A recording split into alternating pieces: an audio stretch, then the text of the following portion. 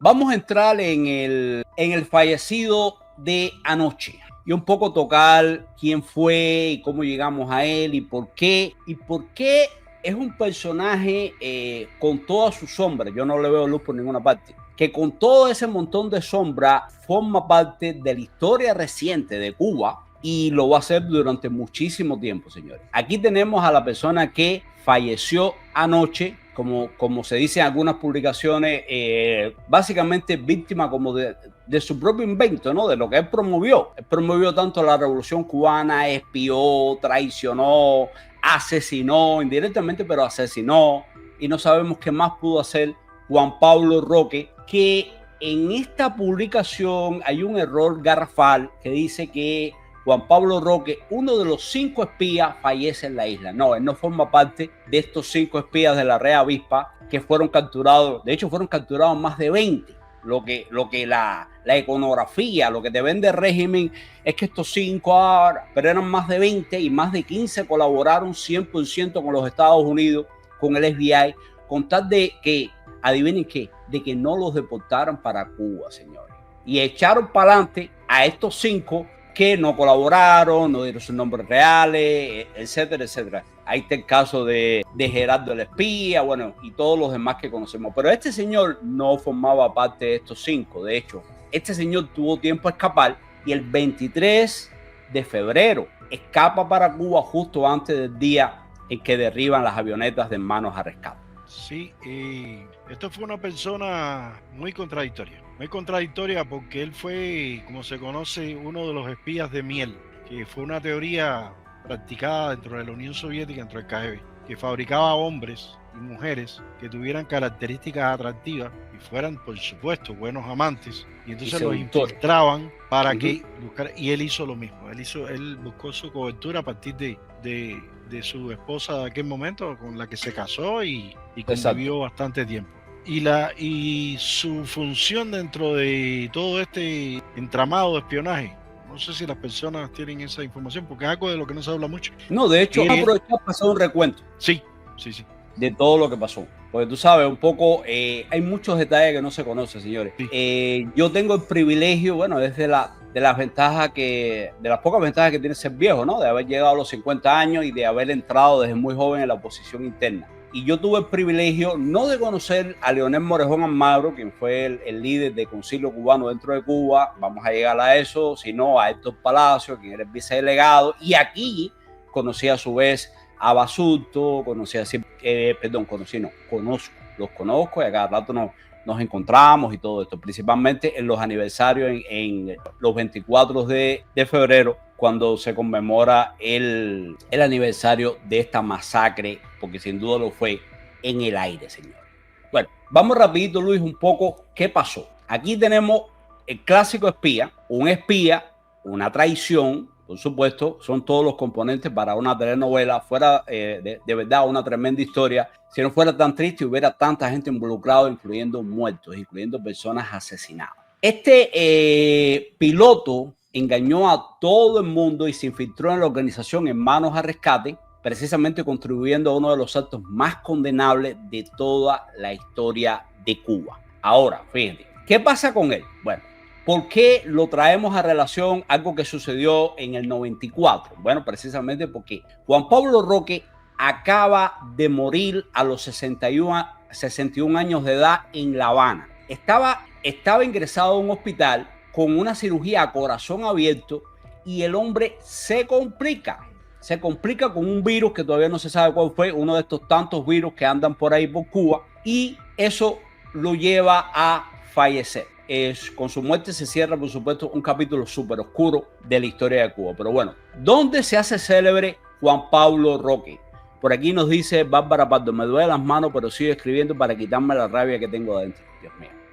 Juan Pablo Roque se hace precisamente célebre en la década de los 90 por su papel doble. Para aquellos que vieron ese bodrio, no sé si todavía está en Netflix, que se hace llamar La Red Avispa, Juan Pablo Roque es aquel caso que llegan nadando a la base naval de Guantánamo, supuestamente como refugiado político, como desertor del régimen. Eso fue en 1992, siendo piloto de la Fuerza Aérea Cubana. Por lo tanto, esto no era cualquier individuo. Este tipo era un piloto entrenado y al mismo tiempo agente de la seguridad del Estado. O sea, nada hasta la base, pide asilo y alega que está desencantado con el comunismo, que es una tiranía, que no sé qué. Entonces, por supuesto, cuando llega a Miami, Roque es recibido como un héroe, como un tipo que rompe con la tiranía. Enseguida es contactado por Basulto y Hermanos a Rescate para ver si quiere colaborar con ellos, sumarse. Y él, por supuesto, sí. Y claro que sí. En toda esta bienvenida y que Roque llega como un héroe y se incorpora Hermanos a Rescate y empieza con sus primeros vuelos, nadie se imaginaba que era en realidad un agente al servicio de Fidel Castro, pero sobre todo uno de los asesinos, por no decirte el asesino preferido de Raúl Castro, un tipo muy cercano a Raúl Castro y que era como su hitman, como su sicario. Y por eso es que lo mandan para infiltrar a esta organización y hacer muchas cosas más. Adelante, Luis. Sí, y muy buena introducción, porque en realidad hiciste el recorrido justo de cómo fue. Yo creo que eso se hizo en paralelo. Me parece que ahí estaba Ana Belén Monte, Rocha, el grupo de la sí, estaban activos. Y él, como tú dices, parece que era como el hitman, el asesino a sueldo, el asesino de Raúl Castro, el tipo que Raúl Castro le decía, si me hace falta matar a uno de estos tipos, mátalo.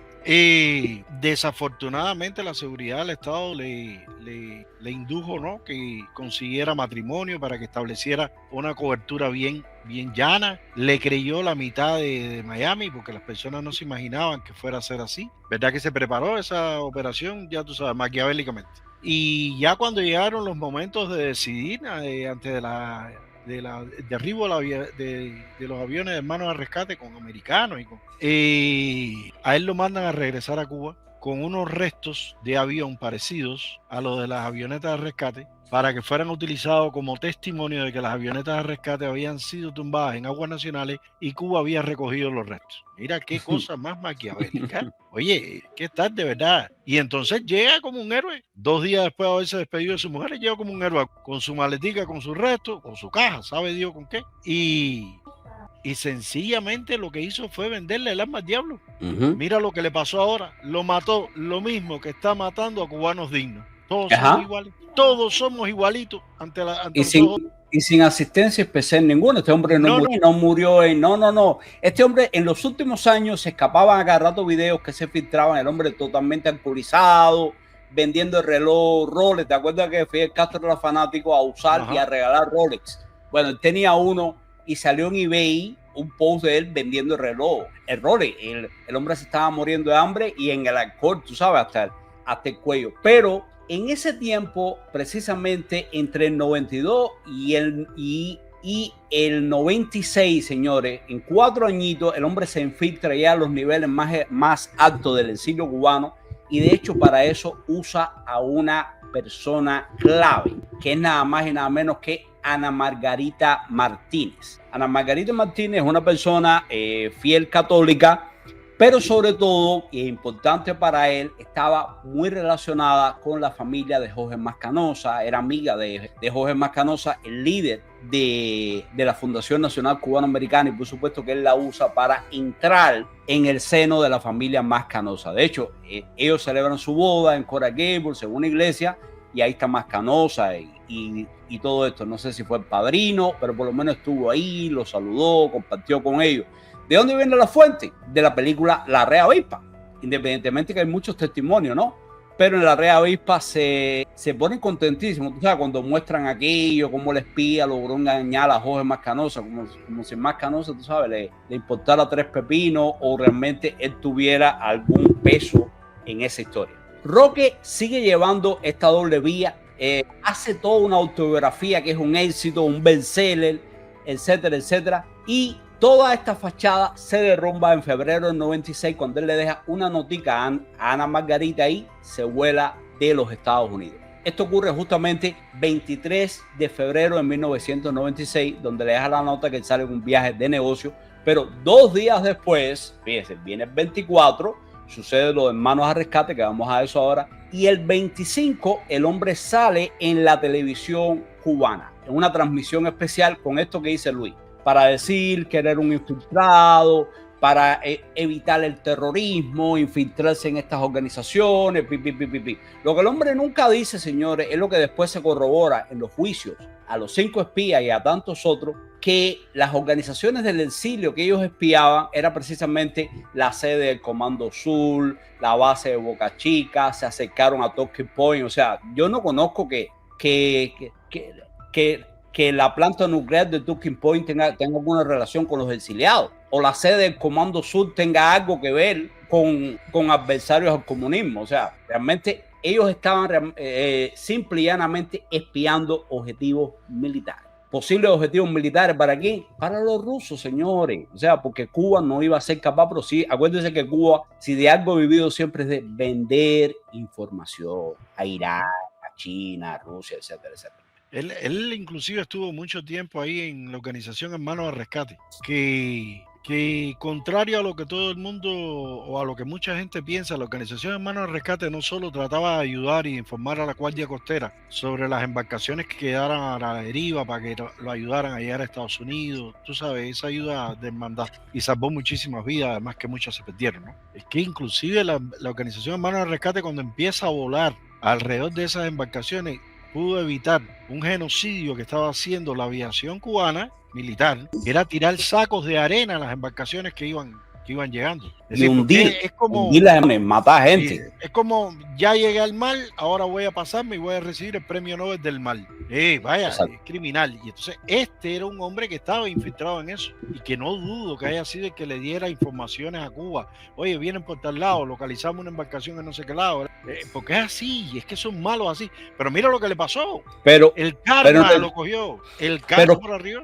Pero en retrospectiva, fíjate la operación de la seguridad del Estado. O sea, no solo viene en el 95, se casa con Ana Margarita, etcétera, etcétera. Eso es algo para llegar a las bases del exilio cubano, sino que el hombre comienza a trabajar como doble agente. Se pone al servicio del FBI y contacta con el agente Oscar Montoto y se pone a informar para el FBI lo que él sabía del régimen castrista, de las Fuerzas Armadas, de la aviación, etcétera, etcétera. O sea, Cuba le pagaba por infiltrarse en grupos anticastristas y pasar la información confidencial, y por otro lado el FBI también lo tenía a su servicio. De hecho, Roque, para que no se confundan, señores, Roque formaba parte de la red Avispa, estaba subordinado directamente a Gerardo. Ojo, con el tema de la compartimentación, posiblemente nunca conoció a Gerardo, no lo sé, o llegó a través de un segundo, no lo sé, porque la seguridad del Estado en ese sentido sí es bastante efectiva en mantener la compartimentación entre todos los miembros. Por ejemplo, no les paga abiertamente unas montañas de dinero, ni mucho menos, sino que por lo general los obliga a que almuercen en McDonald's, o sea, que tengan una vida muy, muy austera, que vivan en un efficiency, que se compren un carrito de uso, etcétera, etcétera, para no... Yo diría que lo único turbio que hay en toda esta situación de derribo de las avionetas es la inacción del gobierno americano de una forma efectiva, por llamarlo de alguna manera. Cuando se le propuso inclusive matar a un americano en el aire, vamos arriba de ellos. Pero tenían por un lado, fíjate, hay que analizar todo esto, tienen por un lado toda esa red grande que está la Red Avispa, Roque, Ana Belén Monte, pero además tienen en la embajada en Cuba a Rocha. Exacto. Y Rocha fue el que le dijo a Fidel, tumba las avionetas, porque ya tenía información del lado allá de Ana Belén Monte que si algo pasaba no iban a hacer nada, se iban a quedar con la boca callada. Y así mismo fue. No es que sea, es que es maquiavélico. Por aquí nos comentarios, Luis nos pregunta si esto es cierto. Sí, señores, esto está confirmado, y de hecho fue confirmado también por la ex esposa Ana Margarita, que por supuesto tiene contacto con algunos parientes dentro y fuera de Cuba. Eso se mantiene porque el hombre los engañó a todos, incluyendo a su familia aquí en el exilio. Recuerde que para ser doble agente usted tiene que tener la frialdad de un hielo y tienes que engañar a todo el mundo, de lo contrario la cobertura se te acaba, ¿no? Pues, ¿qué objetivo cumple este señor? Bueno, seducir a una señora, en aquel momento una muchacha joven con 2 hijos, y por supuesto Ana Margarita se sintió violada, engañada, porque fueron 4 años de relación. ¿Cuál es el propósito de Rocky? Llegar a Cuba antes y prepararse cuando derribaran a las avionetas para decir, mira, encontramos restos de una avioneta, o sea, sí sobrevolaron La Habana, sí estuvieron en territorio nacional, esta gente son unos terroristas, y justificar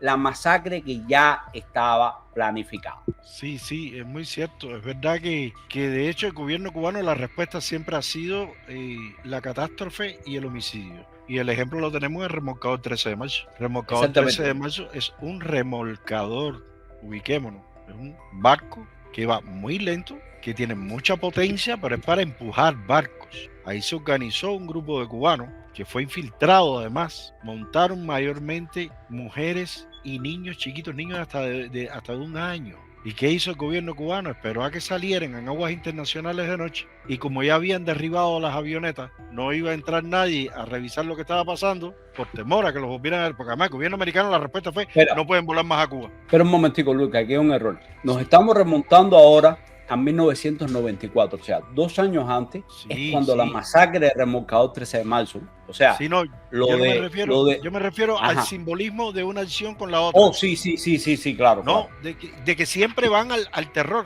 siempre la respuesta es el terror, ¿no? De hecho, una de las funciones de Hermanos al Rescate era vigilar porque eso no pudiera pasar, pero en la madrugada, a La Habana, el mar más oscuro que una boca de lobo, y lo que hicieron fue mandarle unas cuantas lanchas para allá, esas superpotentes, para apagar fuego, y con presión de agua le llenaron aquello y tumbaron a la gente al mar.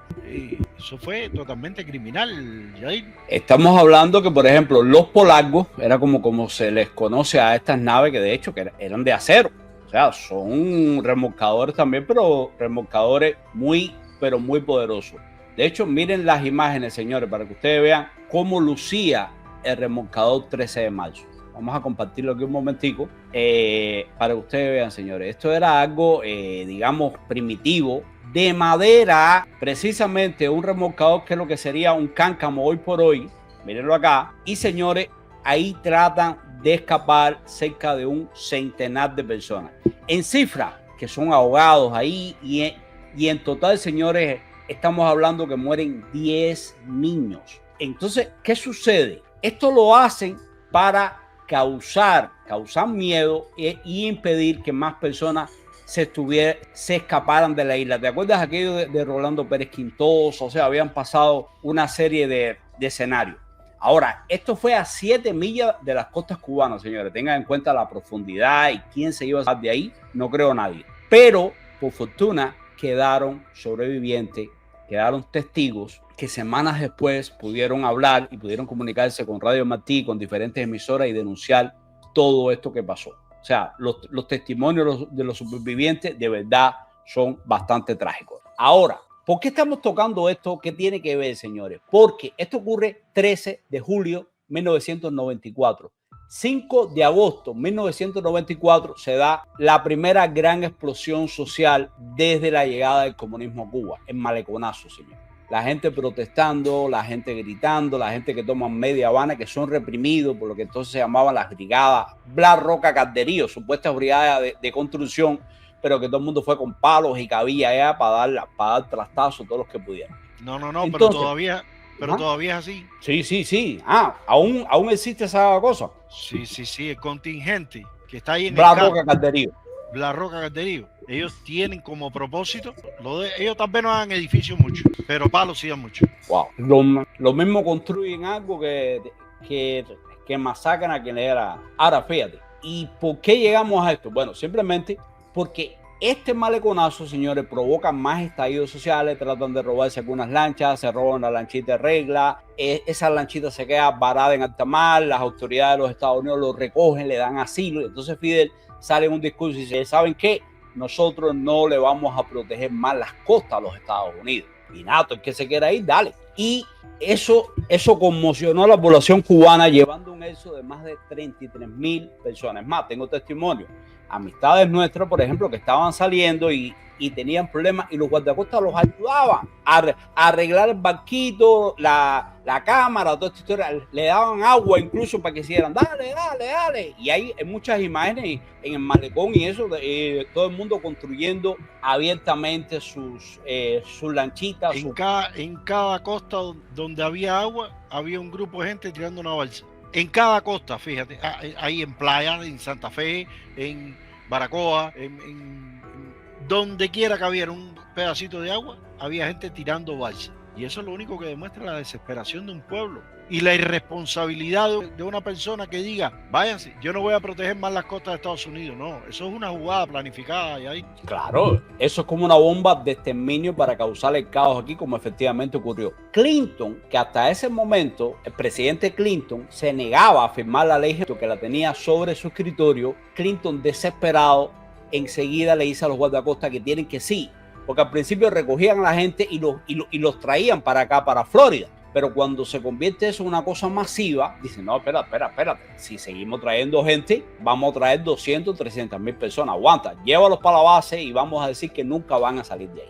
Y a pesar de eso, siguieron saliendo. Entonces, ahí es que empiezan a cambiar las cosas, porque entonces crean un campamento en la base naval de Guantánamo, crean otro, de hecho, en la base de Panamá, porque Guantánamo ya no daba abasto, se llevan algunos balseros para allá, otros quedan en la base naval, de hecho, la inmensa mayoría. Y en medio de eso es que Clinton firma la ley Helms-Burton como una supuesta represalia, porque, ojo Luis, a él el Pentágono le puso varias opciones sobre la mesa. Y la primera era, oye, americanos muertos en avionetas desarmadas, de los 4 hermanos a rescate fallecidos, o sea, muertos en el aire, 3 eran ciudadanos americanos y el otro era residente de los Estados Unidos. Por lo tanto, el Pentágono le dice, hay que responder, hay que contraatacar, la vida y los intereses de los americanos están en peligro. Pero Clinton prefiere la otra opción. Bueno, ¿qué otra cosa puede hacer? Bueno, firma esta ley en Burton que endurece el embargo y sobre todo, señores, muy importante, lo codifica. O sea, hasta ese momento era una orden presidencial que podía tumbarse en cualquier momento por cualquier presidente. De hecho, Clinton estuvo a punto de hacerlo varias veces. ¿Te acuerdas que Hillary era íntima de Bill Mespin y coqueteaban con el régimen y se mandaban mensajitos con Gabriel García Márquez y toda esa historia? Sí, es evidente que eso, yo no diría que fue una cobardía. Yo diría que fueron el modo de actuar de una persona a la que no le importa lo que está pasando porque tal vez el beneficio de ellos está muy comprometido. Porque Hillary Clinton, llevándolo a colofón, tiene fotos en Cuba en los años 60, cuando era una friki. Exactamente. Sí, entonces el nivel de compromiso es muy grande. No se puede mirar una sola. ¿No? Sí, tienes que ver, fíjate, sale Clinton con su mujer. A ella la tienen enganchada y a él lo amenaza. Viene lo del remolcador. Ya, porque ya no daba más. Después, como no podía controlar el éxodo y el robo de lancha, permite la salida libre. Muéranse en el mar. En ese mismo tiempo, se empiezan a reenviar la gente para Guantánamo. ¿Y quién fue uno de los que fue para Guantánamo nadando? Juan Pablo Roque. Entonces fue una jugada. De hecho, señor. ¿Me entiendes? Eso es una jugada calculada. Tienes en La Habana a Rocha como embajador y tienes en la Secretaría de Defensa diciendo que Cuba no es una amenaza. Mira cuántas cosas a la vez. Cuando tú te pones a analizar todo eso, tú dices, es que es verdad que no es fácil, ¿me entiendes? ¿Y qué es lo que ocurre? Que esta enorme estampida de balseros que dio como consecuencia un cementerio marítimo. Se calcula que 1 de cada 3 balseros pereció en la travesía, ya sea por tormenta, por tiburones, por desconocimiento, por deshidratación, porque navegar en el mar de noche sobre todo es horrorífico si tú no tienes una luz. Tú no te ves la mano aquí. ¿Te imaginas a todos esos cubanos desesperados que además tienen hambre, que tal vez muchos de ellos prefirieron llevar, porque la situación estaba así, tenemos que hablar claro, ¿no? Llevaron un pomito de agua y sin que va a deshidratar en el mar. Exacto. Pero tienen que enajenar su que sea. Y entonces el remo lo hicieron con una mata de bocuja que había al lado y se le partió en el medio del mar. Eso fue una masacre. Pero bueno, entonces volvemos y conectamos con Juan Pablo Roque, que desaparece el día antes y de nuevo llega a La Habana en un vuelo, y el régimen por su parte tenía el desafío interno de qué hacer con Concilio Cubano, que estaba convocado para el 24 de febrero de 1996, como les decía. Por supuesto, Fidel Castro, el terror que tenía era que Concilio lograra articular un movimiento nacional, que se limaran asperezas, y el espía Roque era clave para demostrar la alianza entre la oposición interna y un grupo supuestamente terrorista. Acuérdate que en la película nefasta esta de Netflix, que es un bodrio, que Ana de Armas tuvo el sacrilegio de protagonizar, y desde entonces yo no me la disparo, ellos tratan de demostrar que hermanos a rescate para sobrevivir, para ser ricos a Basurto y compañía, traficaban droga desde Centroamérica y la metían para Estados Unidos. Y te digo, yo que conozco a Basurto, que conozco a todas estas personas, más humildes no pueden ser, Luis. O sea, si traficaron droga, coño, imagínate, no sé por qué van a fallecer en algún momento muy pobres, pero muy honrados. Esa yo creo que fue la orden justa que le dieron desde Cuba. Fíjate que Roque desaparece el día 23 de febrero. Sí. Y aparece el día siguiente. Al día siguiente tenía una reunión con hermanos de rescate. ¿Ya? Se nota su ausencia, pero ya Roque estaba programado para hacer otras cosas. Roque tenía ya su plan. Llevó a Cuba la maleta, las muestras, las no sé qué. Porque al otro día, el 24, entonces en el operativo que tenía hermanos a rescate con Basurto, que cada avioneta llevaba un piloto, llevaba voluntarios, llevaba gente que iban comprometidos para, tú sabes, hacer algunas funciones, soltar papeletas en La Habana. Las papeletas no sé qué le pueden hacer, no sé qué droga tendrían esas papeletas que tendrían que tumbarlas. Y entonces la tumban. Y cuando aparece Roque, aparece entonces como el gran héroe. Su misión terminó. Su misión era esa, tratar de justificar los ataques que se estaban haciendo a las avionetas el día siguiente. Fíjate que eso no estamos hablando de 6 meses. Estamos hablando de que eso fue el día 23, día 24, tumbar las avionetas. Es decir, que él le dio. Y el 25 sale la televisión. Él le dio hasta el itinerario de por dónde iban a coger la avioneta. Exacto. Entonces, esto es. Pero entonces pasa algo con los que ellos no contaban. La Organización de la Aviación Civil, la OASI, inicia una investigación y llegan a determinar que las avionetas fueron derribadas a 18 millas náuticas de las costas cubanas. O sea, nada de sobrevolar Cuba, nada que fueron abatidas porque representaba un peligro para el pueblo cubano, ni mucho menos, sino que esto fue un genocidio. En un caso, derribaron la avioneta, una avioneta a 18 millas. En el caso de la segunda avioneta, Luis, estaba a más de 30 millas náuticas de Cuba. O sea, totalmente aguas internacionales. E incluso aparecen las coordenadas, porque la Organización de la Aviación Civil, recuerden, señores, que eran aviones civiles. En un Cessna estos viejitos, usted no puede montar una ametralladora calibre 30 ni nada por el estilo, porque el avión, por supuesto, que no va a soportar esto. Por lo tanto, esta gente iban completamente desarmados, señor. Sí, y además, recuerda que eso se hace ya sabiendo la dictadura, cuál es el recorrido, por dónde van a venir, con una precisión milimétrica. Lo que no contaban era con los radares de la Marina, con las grabaciones de radio, con los reportes internacionales. A las 3 y tanto de la tarde del 24, cuando ellos ya estaban en aguas internacionales, salen los MiG a derribarlo, tomando en cuenta de que ellos tenían las pruebas supuestas que llevaba Roque y trataron de establecer una oratoria que decía que habían entrado en aguas nacionales, cuando en realidad eso no fue así. La OASI, los radares, las opciones que había un barco también que había cerca, dio las coordenadas. Las coordenadas eran, creo que 23 grados y 30 con 82, una cosa así, en el estrecho de la Florida. Lo que pasa es que cuando todo eso tú lo ploteas en un mapa, te das cuenta que eso está fuera de las aguas internacionales. Está unas cuantas millas fuera de las aguas internacionales. La imagen del barco yo la he buscado y no la he vuelto a encontrar ya ahí. Hay una imagen de un barco pesquero, creo que era, que se ve, que le tiran, y él transmite en ese momento y dice: estamos a las 23 y tanto con las 82 y no sé cuánto. Cuando tú lo ploteas en un mapa, eso da fuera de las aguas nacionales. Un crimen vil. Por eso creo yo que la tercera avioneta donde iba Basurto logra escapar, porque como ellos no pudieron, es decir, tumbas 2, Basurto inteligente, eso es una avioneta muy pequeña, eso encontrarlo en el cielo es difícil. Trata de escapar a la Florida, y el tercer MiG, que es el caso de que habíamos hablado del otro piloto, Pardo. Ahí va Pardo, que ha sido detenido aquí. El tercer MiG sí los persiguió. Sí los persiguió. ¿Por qué no le tiró? Bueno, tal vez ya estaba descubierta la trama y dijo: no tire. Pero ¿y si le hubieran dicho tira? Ahora fíjate, lo OASI, la Organización de la Aeronáutica Civil, sí documentó que los misiles aire-aire disparados por los 29 desintegraron a estas avionetas civiles, dándole muerte instantánea a sus integrantes. De hecho, ¿quiénes eran? Armando Alejandre, de 45 años, Carlos Costa, de 29, Mario de la Peña, también de 24, y Pablo Morales, de 29 añitos. Entonces, precisamente se moviliza el exilio, se arma todo un escándalo, Y de nuevo, Juan Pablo Roque es el que se presta a contrarrestar todo esto con el cuento del terrorismo, que si traficaban drogas, o sea, que hubo todo un montón de motivaciones políticas, pero además la seguridad del Estado utiliza esta masacre para desviar la atención pública y desatar una oleada represiva, donde, como habíamos hablado, detienen a centenares de miembros de Concilio Cubano. Y bueno, un poco han pasado ya más de 30 años y hoy Juan Pablo Roque, el espía que fue infiltrado para facilitar este crimen, ha muerto en una cama. Es una lástima que no se le haya podido juzgar y enfrentar sus delitos frente a una corte, de nuevo, frente a un tribunal con todas las garantías. Eso es lo que yo le deseo a todo este tipo de criminales y adversarios. No matarlos, ni mucho menos. No, que tengan derecho, pero que se documente todo esto, señores, para que queden las pruebas.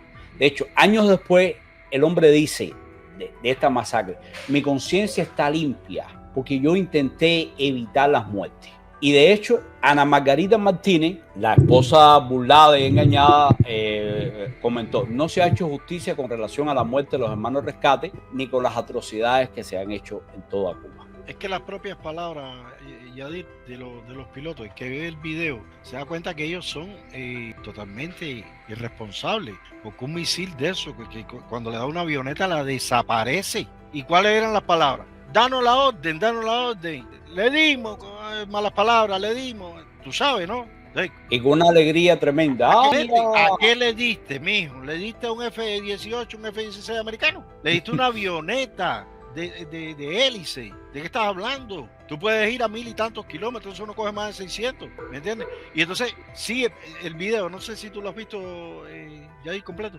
donde el audio, donde ellos inclusive se autotratan de evaluar, ¿no? Por el desastre que habían hecho.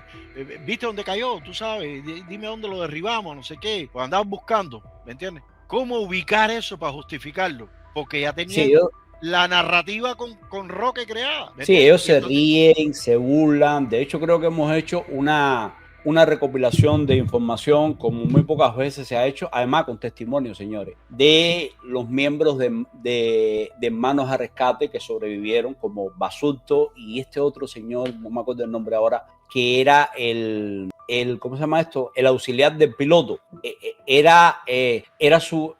Este hombre, que no recuerdo el nombre, es el esposo de Mirta Iglesias, gran amiga mía personal, que pertenece al Consejo por la Libertad de Cuba. Y ahí iban 4 personas, Luis. Basulto, esta otra persona que no me acuerdo su nombre, la esposa Mirta Iglesias, que tampoco tenía nada que ver con Hermanos Rescate, salvo que estaba casada con uno de los pilotos, y Silvio Iriondo de Más por Cuba, que iba un poco como documental y a dar apoyo, etcétera, etcétera. Pero ya te digo, pudieron fácilmente haber acabado con ellos también. Pero bueno, todo eso pasa y de nuevo es otra masacre cometida por el régimen castrista, y como siempre, ellos siguen tratando de engañar a todo el mundo y hasta hoy se mantienen diciendo no, que eso fue en aguas cubanas, que esta gente eran terroristas, narcotraficantes y cuántas cosas hay. De hecho, trayéndolo al día de hoy, tenemos un video del puesto a dedo todavía, después que acaban de cerrarle las cuentas bancarias a todas las empresas extranjeras y las embajadas y todo esto, que los han metido en un corralito financiero. Y mira lo que le dice Díaz Canel a los periodistas. Fíjate, vamos cambiando de palo para rumba bien rapidito, pero un poco para entrar en un tema de actualidad. Ojo, el de Juan Pablo Roque lo es, y esto quedará en la historia como una mancha tremenda, como un tipo deleznable, pero sí está en la historia y va a quedar.